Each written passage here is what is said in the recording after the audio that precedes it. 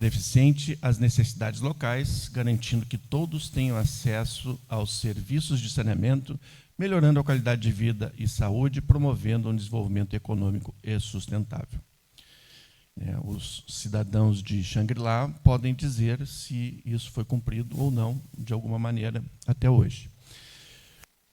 De forma que a reformulação, a complementação deste plano de manejo tem, nos dias atuais, exatamente o mesmo objetivo. Então, nós vamos apresentar a metodologia e o que aconteceu nos 4 sistemas que compõem o plano de saneamento, que é o sistema de abastecimento de água, o sistema de esgotamento sanitário, o sistema de drenagem urbana e águas pluviais e o sistema de gestão de resíduos sólidos.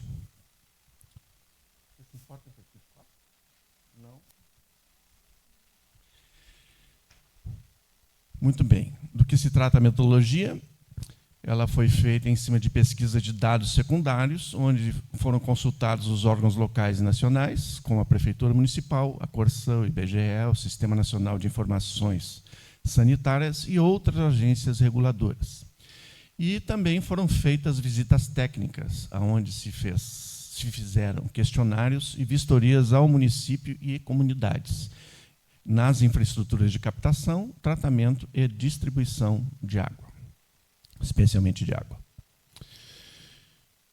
Para que pudéssemos ter um cenário futuro, fizemos uma projeção da população de Xangri-Lá até 2045, que é esta que consta do gráfico aqui, onde em 2045 teremos um pouquinho mais de 60 mil habitantes na alta temporada, ou seja, a população flutuante mais a população fixa.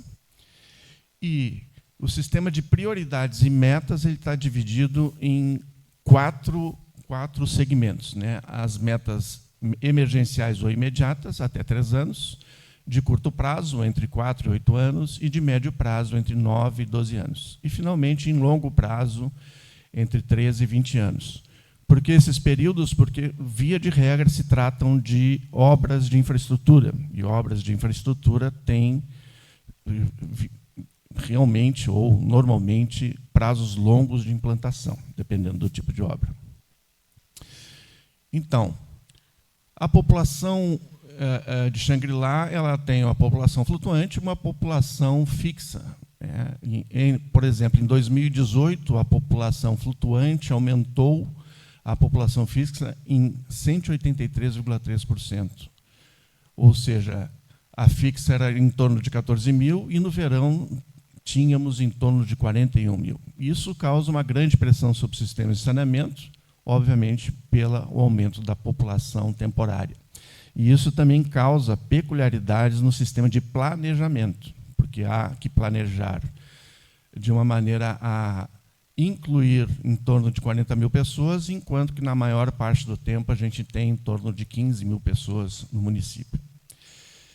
O crescimento populacional é da ordem para a população flutuante de 1,77 e um pouquinho maior para a população fixa, em termos anuais. E o horizonte de planejamento, já falamos sobre ele aqui. Então, o que acontece no sistema de abastecimento de água? O consumo médio per capita em Xangri-Lá é em torno de 15 litros por habitante dia. A capacidade de reservação em Xangri-Lá é 4.360 metros cúbicos nas caixas d'água.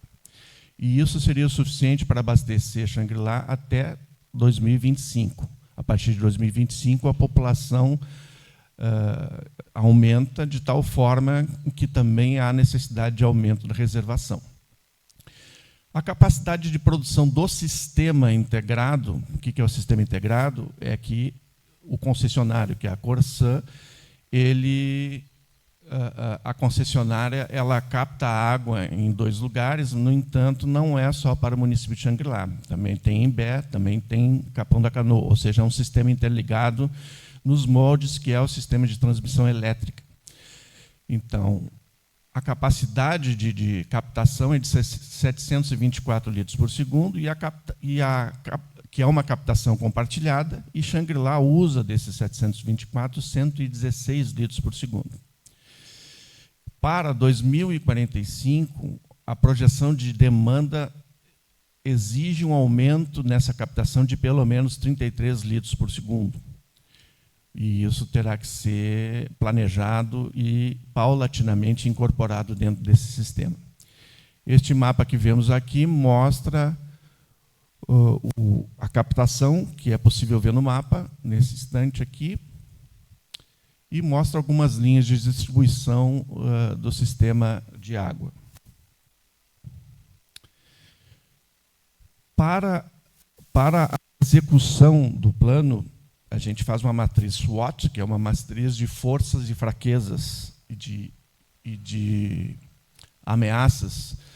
E para o sistema de abastecimento de água, as condicionantes internas, ou seja, aquilo que faz com que hajam forças e fraquezas, são essas que estão descritas aí, e que eu destaco algumas aqui, como, por exemplo, como força, a segurança hídrica garantida por mais de uma fonte, ou seja, dois mananciais superficiais e também os poços tubulares. Outra força, 100% da população urbana é atendida. Outra força, a maior parte da rede de distribuição é a de PVC, ou seja, uma rede robusta em termos de estrutura.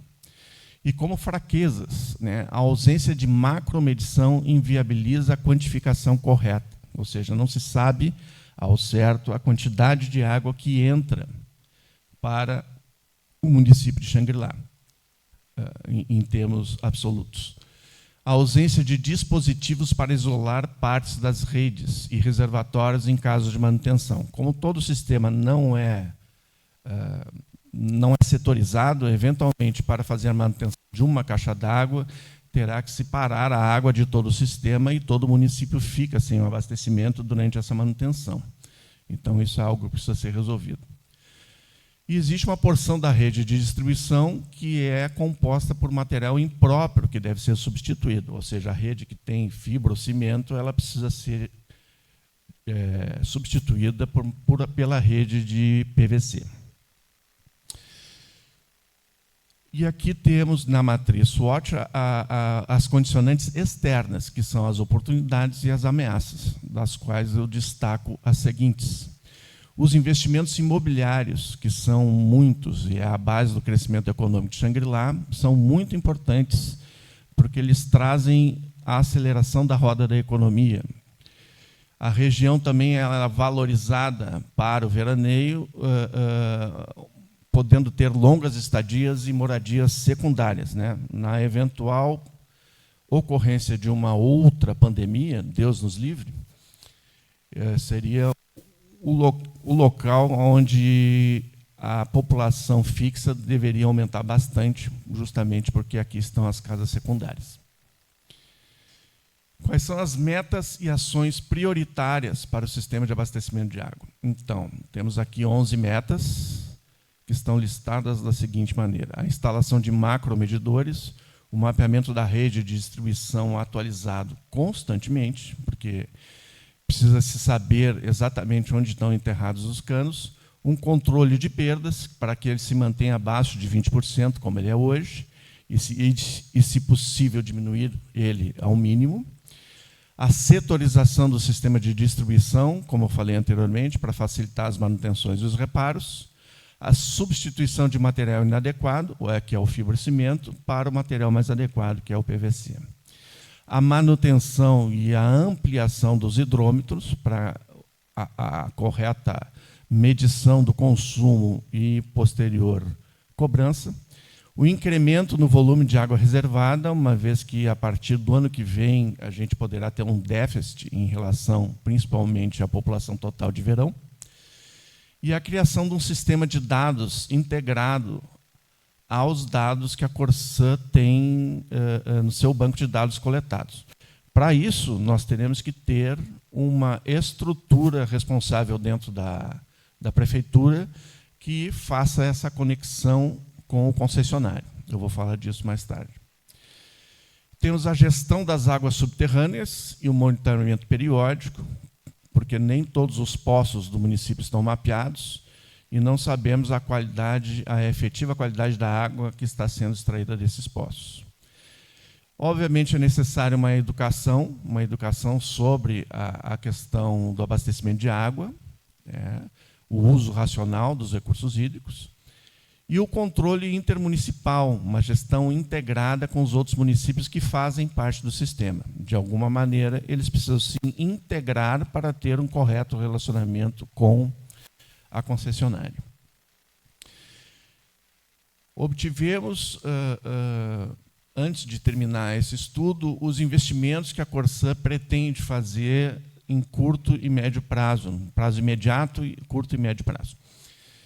Então, haverá a substituição de redes e também a setorização, com uma estimativa de 2 milhões, vai ser feito imediatamente, no curto prazo, e um aumento de reservação, que é justamente o que está se precisando, uma estimativa de 4 milhões para ser feito em curto e médio prazo, totalizando 6 milhões de investimento no sistema de abastecimento de água. Para o sistema de esgotamento sanitário. Então, temos aqui um mapa que mostra as principais estruturas que fazem parte do sistema de esgotamento sanitário, onde principalmente se dá para ver as estações de bombeamento, os triângulos azuis, e os triângulos mais claros são as estações projetadas. A estação da Figueirinha, a estação 2 de Xangri-Lá. Então, a população atendida é de 32,9%. E a geração de esgoto por dia, em termos de metros cúbicos, é de quase 800 metros cúbicos por dia. A capacidade de tratamento na UTE Figueirinha, na ET Figueirinha, Estação de Tratamento de Esgoto, é 16 litros por segundo, sendo que a Estação Figueirinha ela está proibida de receber novas ligações de esgoto. E a ET 2, que é a Xangri-Lá, ela tem a capacidade de tratamento de 65 litros por segundo. Então, as condicionantes internas, em termos de forças e fraquezas do sistema de esgotamento sanitário, são essas, e eu destaco as seguintes forças. É um sistema que já conta com uma ET instalada, na realidade, 2 ETs instaladas. A concentração da população em núcleos urbanos facilita a instalação das redes. As estações de bombeamento de esgoto instaladas, elas dão conta do recado e existem os planos e os lugares exatos de expansão dessas estações de bombeamento. E os solos são escaváveis, ou seja, são solos arenosos, e isso reduz o custo da implantação de novas obras e do monitoramento das redes. E como fraquezas, nós temos que 84,6% dos municípios da bacia hidrográfica da região, do Rio Tramandaí, utilizam métodos de sistema de esgotamento sanitário que trazem risco ao lençol freático, são os famosos sistemas individuais. E o despejo direto em drenagens no solo e na rede fluvial, isso pode gerar um grave problema, potencialmente muito grande e difícil de mitigar. E aqui, nessa região, o lençol freático, ou seja, a água que está embaixo da terra, ele é raso, ele aflora, e ele é vulnerável às possíveis contaminações. Em termos de condicionantes externas, que trata das oportunidades das ameaças, temos esta lista aqui, das quais eu destaco que, como oportunidades, os investimentos imobiliários dentro dos padrões atuais de saneamento são uma grande vantagem, uma vez que isso não impõe ao sistema antigo de saneamento uma pressão ainda maior. E uma possível divulgação de atingimento das metas de saneamento pode tornar atrativo para um fluxo ainda maior de pessoas e investimentos, caso o plano de saneamento seja implantado e ele atinja as metas que estão descritas nele. E como ameaça, pode-se ter uma elevação descontrolada da população que pode saturar o sistema, se o sistema não for implantado, complementado e ampliado na mesma medida que esta população cresce. E outra ameaça poderia ser o dimensionamento do sistema de esgotamento. Ele deve ser planejado para suprir as variações de demandas e as instabilidades econômicas. E uma coisa que pode ser um problema é superdimensionar as estações de tratamento para que elas atendam a população que varia, né, a população total de verão, e isso sem o seu uso total nos períodos de inverno ou de entretempo entre os veraneios, pode danificar ou pode ter algum tipo de problema com as estações. Então, quais são as metas e ações prioritárias para o sistema de esgotamento sanitário? Temos 9 aqui. É a manutenção da estação Xangri-Lá, ou ET2. Ela também precisa ser ampliada em conjunto ou com a regularização da estação da Figueirinha ou uma construção de uma nova estação de tratamento de esgotos, né? Mas como o sistema é interligado, isso teria que ser visto de uma maneira mais sistêmica. Obviamente, se precisa da ampliação da rede coletora para que tenha um atendimento de 100% da população urbana. Precisa-se avaliar os sistemas individualizados da zona rural, onde é que eles estão e qual é o impacto que eles causam, especialmente no lençol freático. Se precisa mapear a rede existente, né, de forma a identificar as conexões irregulares. Precisa também se revitalizar algumas das estações de bombeamento para suprir a elevação da demanda e, assim como colocar para serem implantadas as que já estão projetadas. Estas estações deverão ser automatizadas para que a operação possa ser feita por telemetria e gerar constantemente dados para que a gestão do sistema de esgotamento sanitário seja melhor feita. E também está sendo procedido, nesse momento, a alteração do emissário, né, a operação do novo emissário desses 3 municípios que eu citei, até o famoso ponto 3, lá no Rio Tramandaí. E, finalmente, na mesma forma que no sistema de abastecimento da água, um desenvolvimento de um programa de educação voltado para a questão do esgotamento sanitário. Os investimentos previstos pela Corsã para o sistema de esgotamento sanitários tratam dos seguintes itens. As redes coletoras, em torno de 50 milhões, que será feito entre o prazo imediato e o médio prazo. As estações elevatórias, né, a manutenção e a ampliação, em torno de 11 milhões, que também é no prazo imediato a um médio prazo. A melhoria das estações de bombeamento, 450 mil, vai ser feito isso de maneira imediata. A linha de recalque, em torno de 18 milhões. As novas ligações, em torno de 6 milhões e meio. Uma nova ET, ou também pode ser que esteja aí a ampliação e melhoria do sistema que já existe, em torno de 65 milhões. E as estações de bombeamento mais os emissários, em torno de 4 milhões, isso deve ser feito a curto prazo.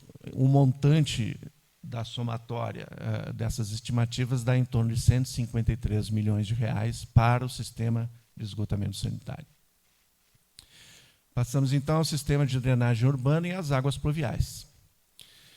Nós temos, em Xangri-Lá, 7,4% das vias públicas, elas estão atendidas por um sistema de drenagem urbana.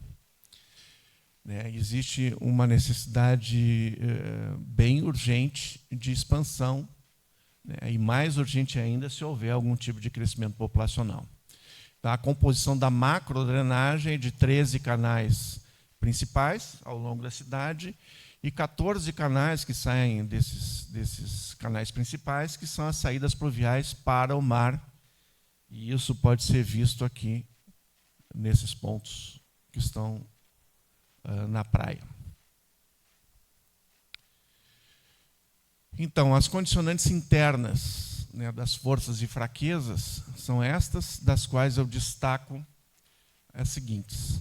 como forças. A concentração da população em núcleos urbanos, ela facilita a avaliação e a execução dessas melhorias que são necessárias, né? E a topografia suave, sem grandes ondulações, facilita a execução de projetos e também limita a velocidade de fluxo, que poderia causar grande erosão.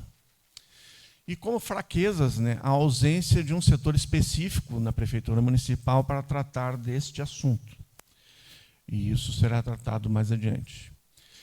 Existe indícios de que a mistura da rede de drenagem com o sistema de esgotamento sanitário, tanto que quando chove muito, as estações de tratamento tratam muito mais, um volume de esgoto muito maior, que esse é o indicativo disso. E, se houverem contaminações, elas podem afetar o aquífero, né, e os cursos hídricos superficiais, dada o tipo de solo, o tipo da geologia da regional aqui. E, em termos de condicionantes externas, temos as oportunidades e ameaças, das quais eu destaco como oportunidades. O elevado fluxo de população flutuante garante um aumento da renda local, pelo menos em alguns meses do ano, e a região será ainda mais valorizada se as políticas de saneamento e sustentabilidade forem realmente implantadas. E como ameaças, o aumento populacional pode acarretar um revestimento superficial, ou seja, a impermeabilização dos solos, e isso nos dá uma menor infiltração e um maior fluxo de escoamento. E se a rede não estiver corretamente dimensionada, isso pode ser um grande problema. E estamos num período em que a humanidade está enfrentando grandes alterações climáticas, e isso pode ocasionar fortes mudanças locais, em termos de cheias e estiagens, e isso certamente pode danificar as estruturas, porque elas são configuradas para um determinado padrão climático, e hoje estamos sofrendo outros tipos de padrões climáticos, e essas estruturas teriam que ser adaptadas a isso. As metas e ações prioritárias para a questão da drenagem são 9. Então, é um mapeamento da rede pluvial existente, que não está completamente mapeado.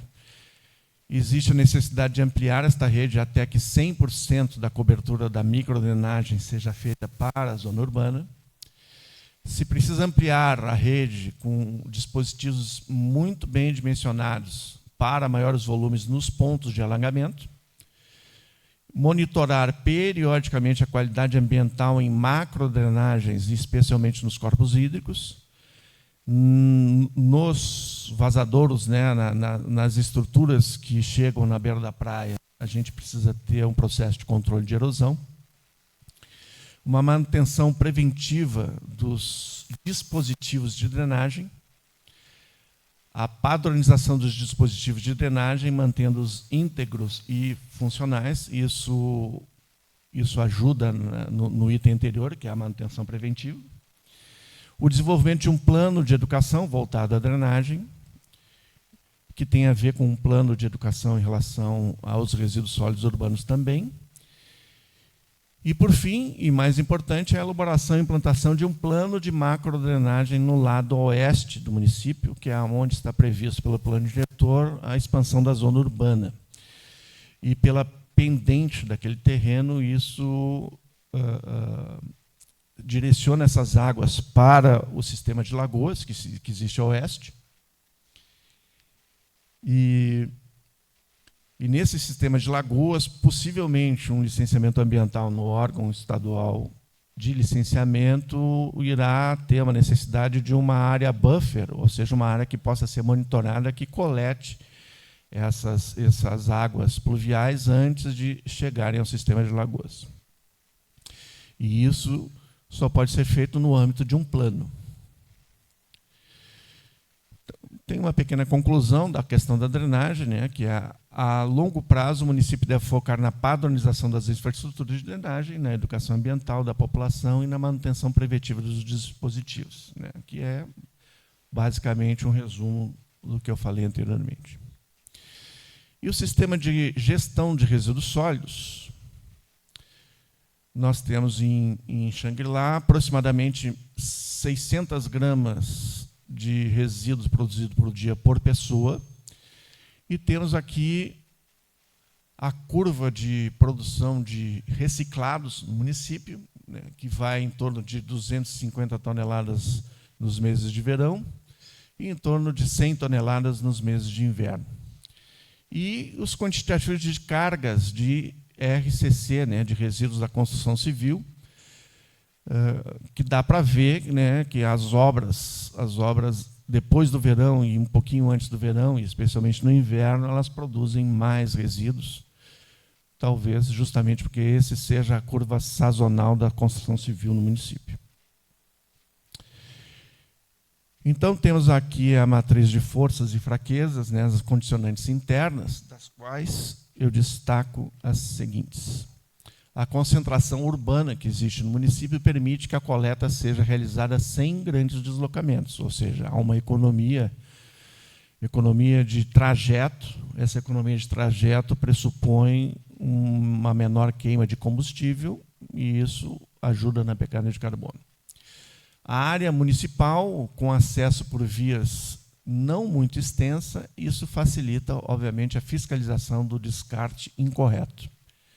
E existe uma unidade de transbordo ativa nas imediações, o que facilita a gestão. E como fraquezas, a principal fraqueza, e é uma grande fraqueza, é a ausência de um plano municipal de gestão integrada de resíduos sólidos.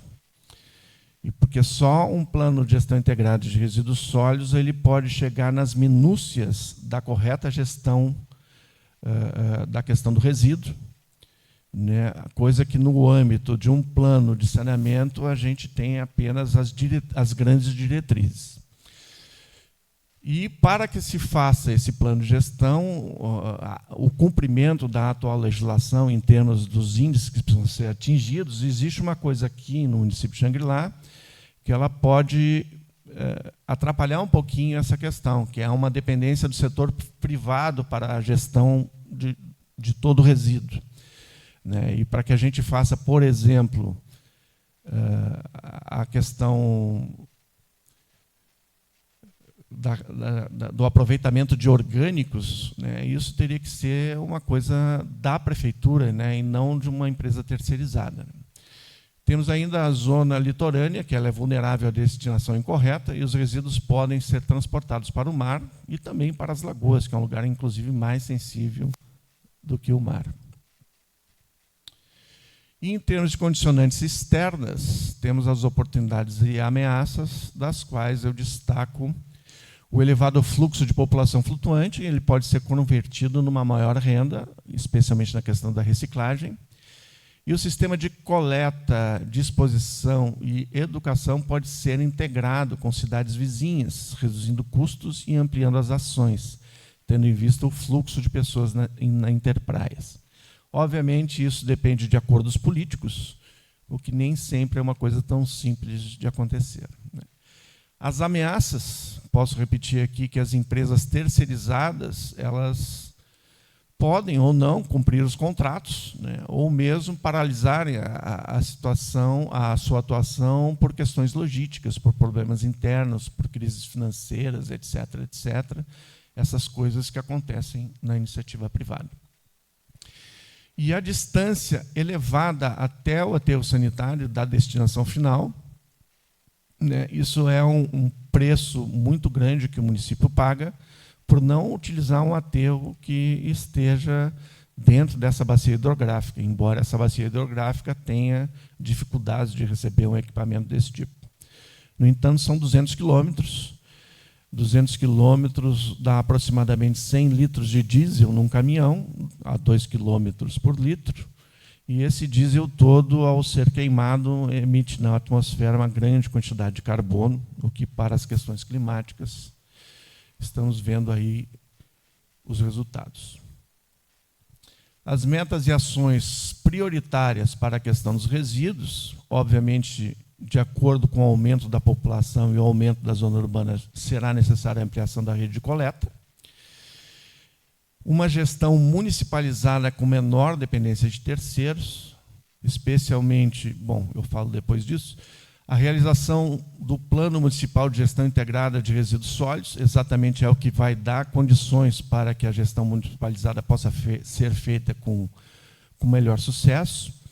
Os pontos de descarte regular e a fiscalização e monitoramento devem ser constantes. A comunicação visual nos dispositivos de descarte públicos da prefeitura, que são os cestos, né, as lixeiras públicas, elas devem ter uma comunicação muito mais efetiva. Obviamente, precisamos de uma educação a respeito da questão dos resíduos, dentro de um plano de educação que seja bem estruturado. Precisamos de uma ampliação dos pontos de coleta voluntários ou uma central de recebimento de resíduos, e isso já enseja a valorização das cooperativas, a institucionalização de um consórcio interpraias para que ações de comunicação e disposição de resíduos sejam feitas, mas, como eu já falei, isso depende de questões políticas, e a redução do volume de resíduos orgânicos, dando incentivo à compostagem, o que só é possível dentro de um plano integrado de gestão de resíduos sólidos. Muito bem. Aqui se pode ver a dependência do setor privado e os custos operacionais, né? A disposição final dos resíduos consome em torno de 718 mil anualmente, a limpeza da orla em torno de 766 mil anualmente, a coleta domiciliar em torno de 1.600.000, a coleta seletiva 1.400.000 e os resíduos de saúde 36 mil, o que nos dá por ano o valor de 4.600.000 aproximadamente. E tudo isso num processo de terceirização. Bom, aqui terminam as ações propostas, as metas propostas, mas essas metas precisam estar estruturadas, né? E eu vejo que há um clamor, especialmente dentro da prefeitura, para que haja um setor, um departamento ou até uma própria secretaria que trate desses assuntos, né? Então, é disso que a gente vai falar agora, da maneira em que isso pode acontecer, que é uma estruturação das ações desse plano de saneamento do município de Xangri-Lá. Nós temos por base, para, especialmente, a gestão ambiental, promulgar uma política municipal de meio ambiente. Essa política municipal de meio ambiente ela tem instrumentos estruturantes de planejamento, de gestão, de comando e controle, onde está o licenciamento ambiental, e os instrumentos de incentivo que raramente ocorrem. Com base nesse tipo de estrutura,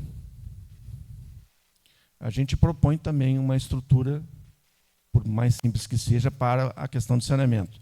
Até porque nós consideramos o Plano Municipal de Saneamento Básico e o Plano Municipal de Gestão Integrada de Resíduos Sólidos instrumentos de planejamento de uma política de meio ambiente. Para que isso aconteça, o plano de saneamento ele acaba se dividindo em 3, 4, 5 programas, tá? Dos quais, para que haja essa responsabilização, o programa mais importante é o primeiro, é o programa de administração do sistema de saneamento.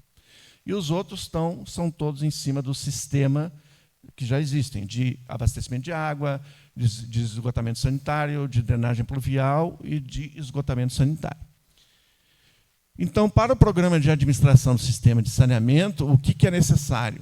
A primeira coisa que é necessária é um marco legal, para que haja uma política municipal de saneamento ou meio ambiente. Dá para se fazer isso com a política de meio ambiente também. No entanto, existe essa necessidade de ter uma lei que declare como é que será o saneamento, né? E não só aquele objetivo que eu mostrei na segunda lâmina. Entende? Precisa ter um marco legal que diga como é que vai ser, o que o município pretende com as questões de saneamento de uma maneira mais estruturada, de uma maneira mais legiferante, digamos assim. Obviamente, para que se faça cumprir essa lei, nós precisamos de uma estrutura interna de planejamento e operação do saneamento. Por quê? Embora a água e o esgoto estejam com a Corsan, quem se relaciona com a Corsan? com que premissas, com que indicadores, com que banco de dados, com que diretrizes. Então, o município simplesmente não deveria deixar para a Corsã a gestão de tudo que está sendo acontecido no território sem nenhum tipo de comunicação mais responsável, né?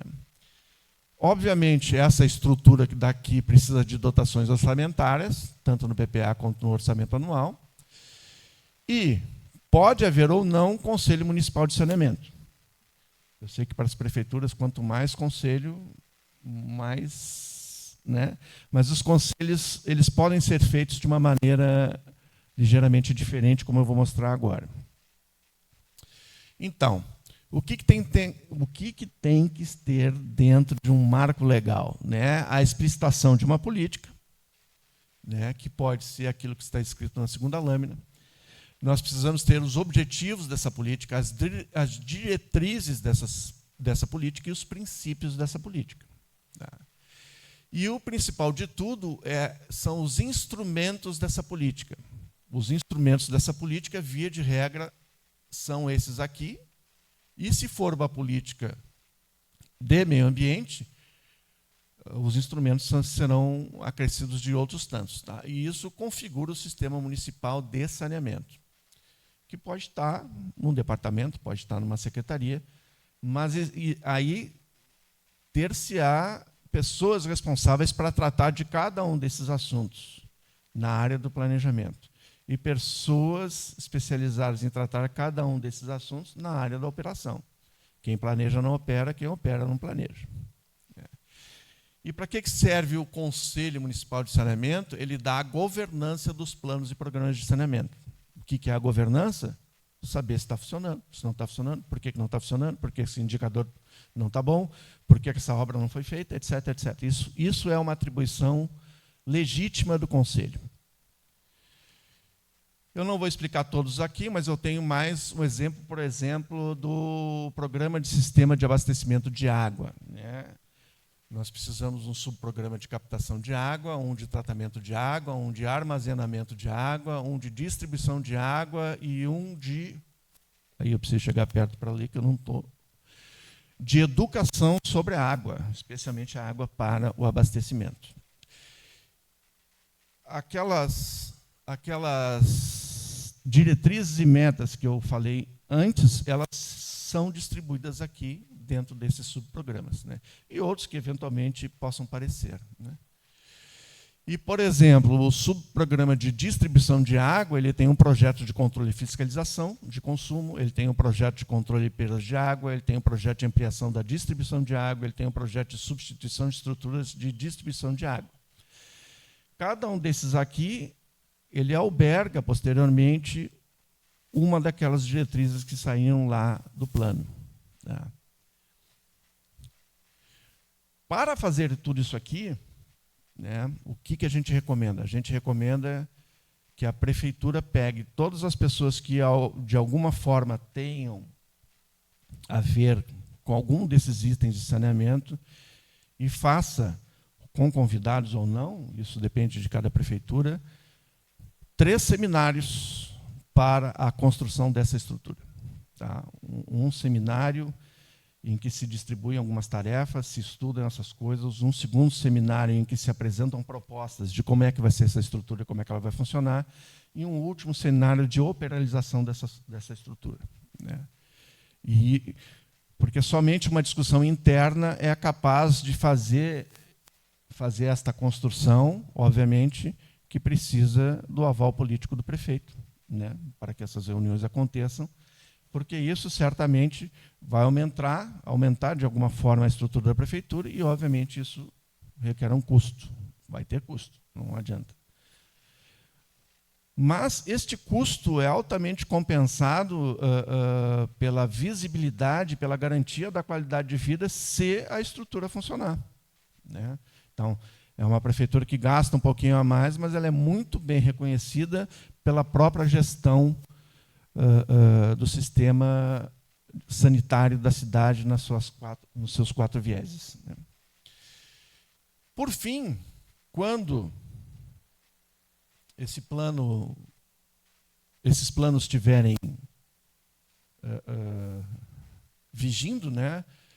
Isso aqui é só um exemplo, tá? Quando pegamos o plano diretor que está aqui, o zoneamento ambiental, uma vez ele bem feito, isso aqui pode ser o plano de mobilidade urbana ou pode ser também o plano de gestão integrada de resíduos sólidos. E aqui o plano de saneamento. Então aqui a gente tem o plano diretor e o zoneamento ambiental e uma intersecção entre os dois. O que o zoneamento influencia no plano diretor? E o que o plano diretor influencia no zoneamento?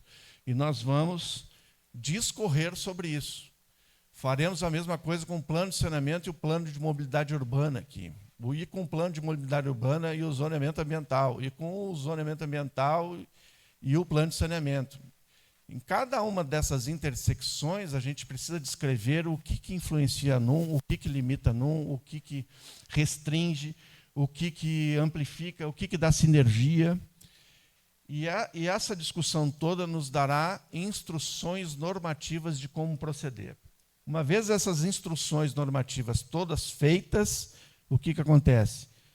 O processo burocrático do município ele fica muito mais fluido, muito mais transparente, inclusive muito mais atrativo para quem quiser investir no município, justamente pela essa transparência e pela sua fluidez. Com isso, eu termino com a conclusão. Essa conclusão, basicamente, é o resumo de tudo, ou seja, esse sistema precisa ser modernizado, precisa ser ampliado, e ele precisa ser corretamente gerido pelo município, de maneira que o município precisa se estruturar para conversar de igual para igual para o seu concessionário, e precisa se estruturar para dar conta daquilo que não há concessão ainda. Com isso eu termino. Devolvo o microfone para a nossa administração e fico à disposição para quaisquer perguntas. Não sei se alguém tem alguma pergunta que gostaria, alguma colocação que queira fazer.